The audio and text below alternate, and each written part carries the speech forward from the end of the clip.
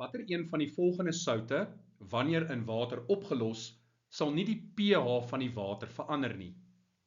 Die korrekte antwoord is D, natriumkloried. Ons eerste sout waarna ons kyk is natriumkarbonaat. Waar kom die natrium vandaan? Die sterk basis natriumhidroksied. En die karbonaat, dit kom van die swak suur koolsuur. So watter ene wen? Die sterker ene, en dit is die natriumhidroksied. So met ander woorde, die pH gaan styg, dit gaan 'n alkaliese oplossing wees. Met ander woorde, die pH gaan verander. A is verkeerd.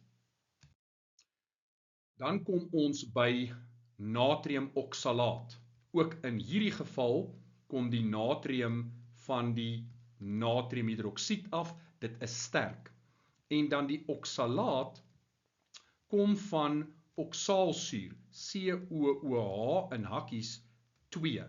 En oksaalsuur is 'n swak suur, so ook in hierdie geval gaan die byvoeging van natriumoksalaat die pH verander, die pH gaan effens styg. Ons volgende sout is ammoniumkloried. Dit is baie belangrik dat jy hierdie ioniese binding ken, as ook die hidroliese reaksies wat hiermee gepaard gaan, maar kom ons kyk, hierdie is uit die aard van die saak 'n kombinasie van ammoniak, wat 'n swak basis is, en soutsuur, wat 'n sterk suur is. So anders as A en B, gaan C die pH laat daal. So A, B en C is verkeerd. Wat ons los met die korrekte antwoord D. Waar kom hierdie vandaan?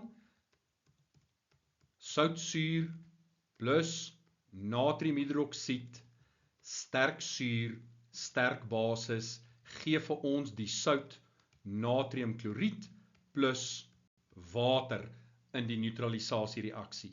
So as ons 'n neutrale sout wil hê wat nie die pH verander nie, moet jy daarop let dat of die suur en die basis moet sterk wees, of die suur en die basis moet beide swak wees. Maar as een sterk en een swak is, gaan dit daartoe lei dat die pH verander.